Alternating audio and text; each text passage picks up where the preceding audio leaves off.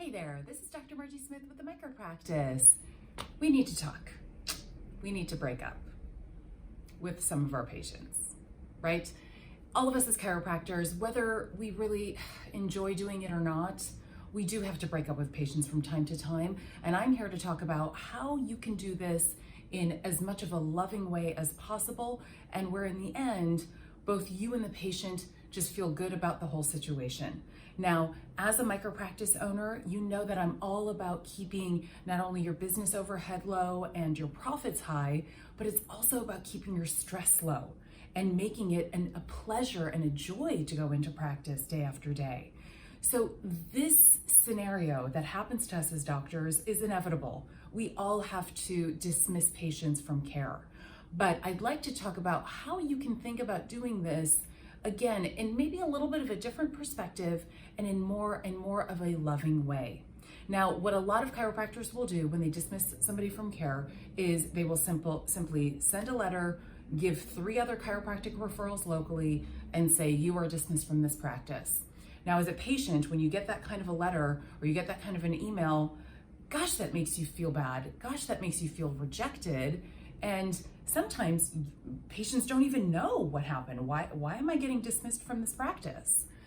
So instead of necessarily dismissing patients from practice, I have another suggestion that you consider doing, and that's dismissing patients from a particular care plan. Now, if you have specific scenarios or specific instances where a patient instantly needs to get dismissed because of something that they have violated as far as the law or boundaries or sexual harassment or anything along those extreme levels, then by all means dismiss away and make sure you're contacting your local state association to ensure that you're following the right guidelines to make that happen. I am just simply talking about those patients in practice where, gosh, they're not compliant, they're not following their recommendations, and you just feel like, boy, this just isn't working for me anymore. And ultimately, at the end of the day, if we can avoid having those types of patients in practice, all the better. But so many times, of course, yes, we do have a scenario where we have to essentially dismiss. Now, I'll give you a specific instance of a patient that I've recently had in my practice that I've had to do this with. So the patient began care, we came to recommendations during the report of findings, and I always work kind of collaboratively with the patient, making sure that what I'm recommending, they actually feasibly can do in their life. So if I'm recommending twice a week for 6 weeks, I say, is that something that you can fit into your schedule? So we make sure, again, that we're on the same page and I'm just not barking orders at them. So once we come to a collaborative treatment plan and we start working with this treatment plan, for the first, I'd say about 3 or 4 weeks, the patient was very compliant. He was coming in twice a week for 4 weeks. Then there was an appointment missed here and there. And after the first time, I don't always say something because things come up. We're human beings, human nature. Sometimes people forget. It's all good. But once I start to see it happening more than one time, I will have a verbal conversation with the patient. So that's your first step. Have a verbal conversation and just explain to the patient, let's keep in mind the importance of staying to that care plan because we talked about the goals that you are going to be able to expect to achieve if you stay on this specific care plan that I've recommended, but that we've agreed upon together. And so when I said that to the patient said, oh yes, of course, yes, let's get back on track. I understand, yes, and so again, there was an agreement, a reaffirmation of the initial agreement. Well, then some more appointments were being missed and more appointments were being missed. And then it got to the point where, boy, I wasn't seeing the patient for weeks and weeks and weeks and weeks. And it went about 5 weeks without seeing the patient. In that time, I continue to follow up, I continue to text, I continue to call, and I'm just not getting any response back. So now at this point, this patient is fully non-compliant.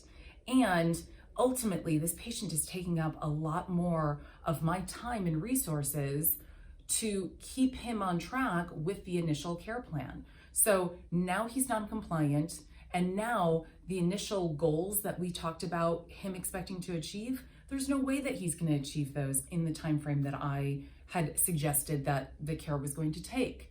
So at this point, this patient is fully non-compliant with this care plan.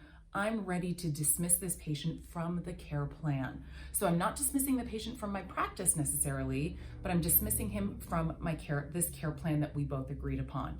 And I simply send him a letter explaining those details. It's been, 5 weeks or how much time since we've seen you last in the office. These are the dates that I've attempted to reach out to reschedule you back in the practice.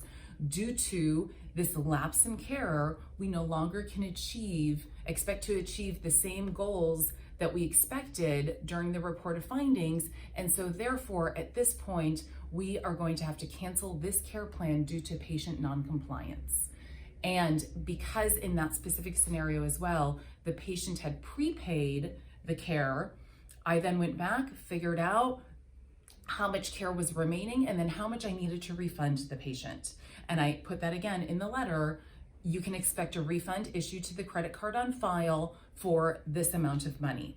And so I emailed that letter over to the patient. Then I right away went and I refunded that amount back to the patient.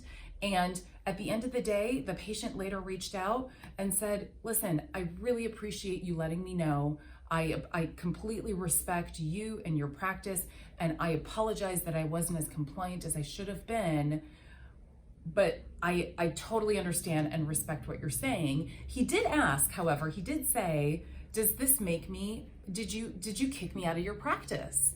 And I also make sure that in these letters, when I write them out, I do put a note on the bottom that says, this does not dismiss you as a patient in my practice. This simply cancels the care plan that we originally created on such and such date. So I put that in there. He probably missed it, obviously, if he's asking me if I've kicked him out of my practice. And I simply said, no, you're not. You're a patient in my practice. I have not dismissed you as a patient by any means. I simply have canceled this care plan so that you don't have to feel like, oh gosh, I'm going to be constantly following up with you and any bad feelings associated with that. Plus, on top of that, we are not going to be able to achieve those same results that we discussed earlier. So all in all, yes, there are always going to be awkward moments within this process, but I urge you that if you find yourself in a situation where you need to do this with a patient, or maybe you're thinking of patients right now in your head, in your practice, that you just need to go back, need to go back tomorrow and go get this process started with, try this approach. Try this more loving, kind, gentle approach versus the typical approach of just sending a letter, you're dismissed from my practice, here's 3 other chiropractors. I find in my experience, not only is this approach leaves both parties feeling good and on a good level, but at the end of the day, every time I've ever done this in my career, those patients typically don't ever come back into the practice again. And not to say again that I don't want everybody to be in the practice, but ultimately if they turn out not to be the right fit for your practice, then you know what? It makes room for other patients who will be the right fit. This is Dr. Margie Smith again with the Micro Practice. I will see you all next time. Thanks, bye.